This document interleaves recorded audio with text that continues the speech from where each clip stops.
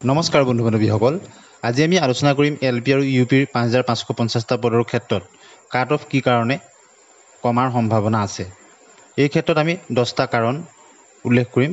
আপোনালোকে ইয়াৰ লগত একমত হয়নে বা আপোনালোকে ইয়াৰ উপৰি অন্যান্য কাৰণ এড কৰিব বিচাৰে নেকি?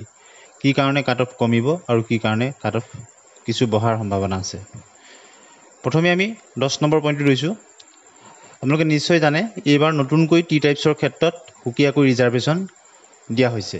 3% যিটো ৰিজাৰ্ভেশ্যন আছে, গতিকে টি টাইপছৰ কেণ্ডিডেটসকলে LPৰ ক্ষেত্ৰতে হওক বা আপাৰ প্ৰাইমেৰীৰ ক্ষেত্ৰতে হওক কম নম্বৰ থকা প্ৰাৰ্থীও এইবাৰ তেওঁলোকৰ সুযোগ পাব। LPৰ ক্ষেত্ৰতে হওক বা আপাৰ প্ৰাইমেৰীৰ ক্ষেত্ৰতে হওক টি টাইপছৰ কাৰণে। আগতে তেওঁলোক OBCত থাকে, বহুতেই সুযোগ নাপায়।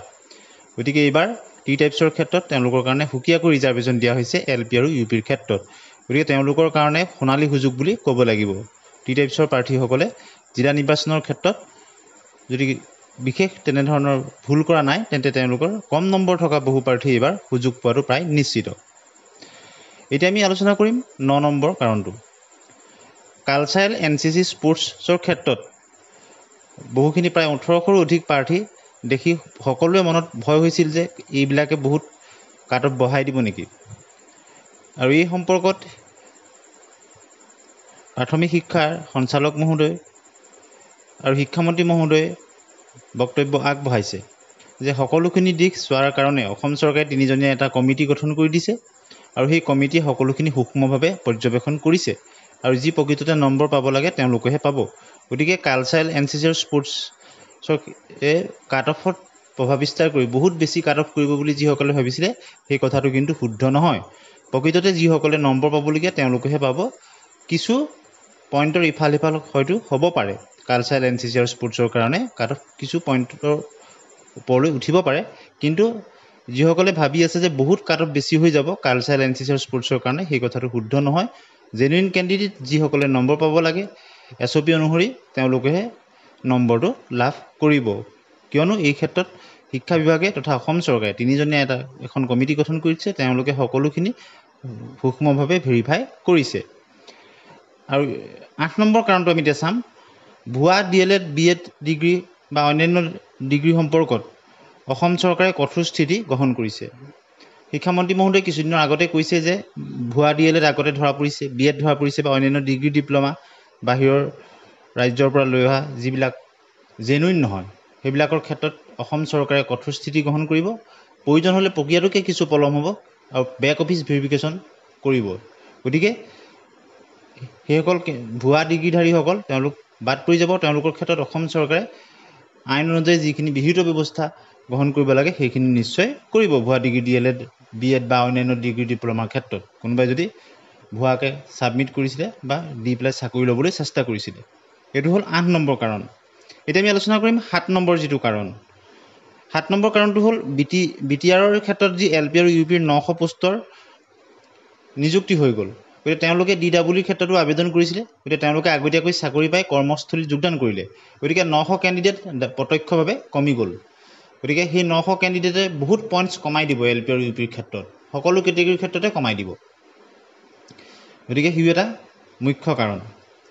এতিয়া আমি আলোচনা কৰিম 6 নম্বৰ যিটো কাৰণ, L1 আৰু L2ৰ প্ৰসংগ। CTETৰ ক্ষেত্ৰত বহুতৰ L1 আৰু L2ৰ মিছমেটচিং আছে আৰু আপোনালোকে নিশ্চয় জানে বিজ্ঞাপনত উল্লেখ আছে যে যি মাধ্যমত আবেদন কৰিছে সেই মাধ্যমৰ মতে L1 আৰু L2 হ'ব লাগিব, যিকোনো এটাত থাকিব লাগিব। সেই মাধ্যমত অসমীয়া মাধ্যমত কৰিলে L1 বা L2ত অসমীয়াটো থাকিব লাগিব আৰু ক্লাছ 10লৈকে তেওঁলোকৰ কি মাধ্যম আছিলে সেইখিনিও চায়। কিন্তু এডভাৰটাইজমেণ্টত সেই কথাটো উল্লেখ নাই।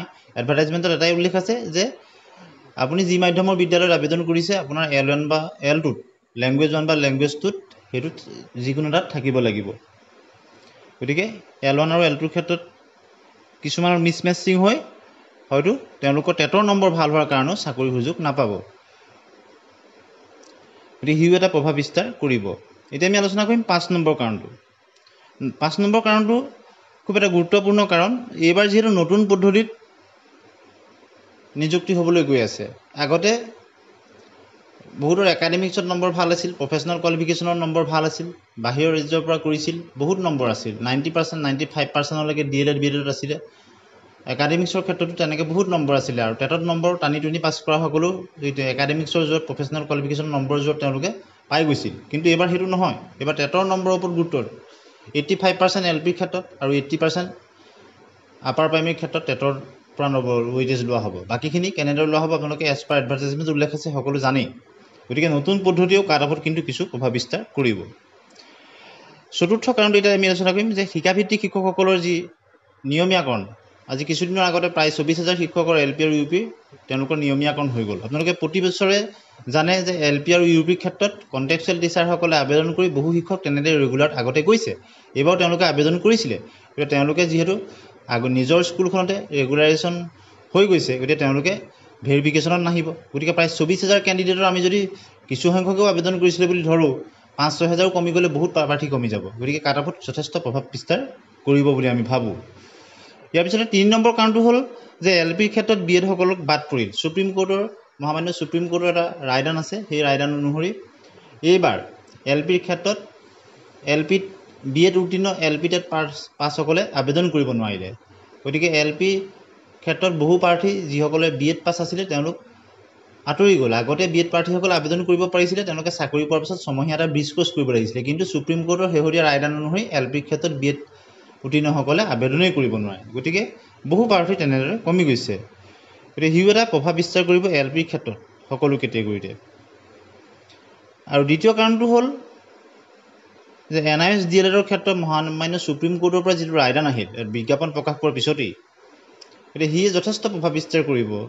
NIOSৰ প্ৰাৰ্থীসকল যথেষ্ট ভাল নম্বৰ পাৰ আছিলে, তেওঁলোক বহুত A টেট উত্তীৰ্ণ আছিল, বহুত C টেট উত্তীৰ্ণ আছিল, তেওঁলোকৰ যথেষ্ট নম্বৰ আছিল। কিন্তু মহামান্য সুপ্ৰিম কোৰ্টৰ ৰায়দানটোৰ পিছত তেওঁলোক প্ৰত্যক্ষ বা ফ্ৰেছ নিযুক্তিৰ পৰা তেওঁলোক বঞ্চিত হ'ল, তেওঁলোক বাদ পৰিল।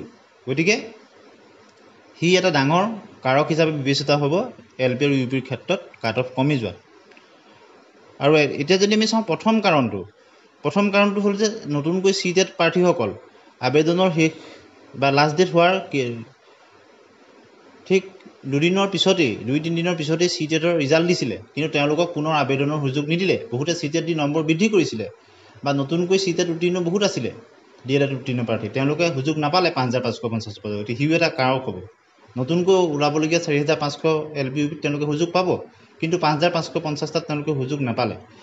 গতিকে এই 10টা কাৰণ আমি ভাবোঁ যে কাট অফ কমি যোৱাৰ এটা গুৰুত্বপূৰ্ণ হ'ব পাৰে। আৰু কাট অফ বঢ়াৰ ক্ষেত্ৰত এটা আমি পাইছোঁ যে কালচাৰেল NCC আৰু স্পৰ্টছৰ ক্ষেত্ৰত কিছু প্ৰাৰ্থী যোৱাবাৰ তুলনাত এবাৰ বেছি হ'ব পাৰে। গতিকে সেই অলপ প্ৰভাৱ বিস্তাৰটো কিছু উঠাব পাৰে, কিন্তু বাকী যি 9টা পইণ্ট কথা ক'লোঁ আমি সেইকেইটাই কমোৱাত সহায় কৰিব। গতিকে এতিয়া প্ৰশ্ন হ'ল যে কিমান কমিব। গতিকে সেই সম্পৰ্কত আমি ভেৰিফিকেশ্যনটো সম্পূৰ্ণ হৈ যাওক, ভেৰিফিকেশ্যন হৈ যোৱাৰ পিছত আৰু কিছু তথ্য লৈ কিমানলৈকে কমিব কেটেগৰীজ আপোনালোকক দিম। আজি মাত্ৰ আমি থুলমূলকৈ এই কাৰণখিনি আপোনালোকলৈ আগবঢ়াই দিলোঁ।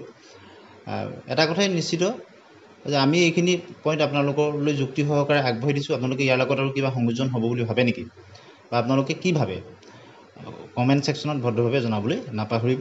আজিলৈ আহোঁ, ধন্যবাদ।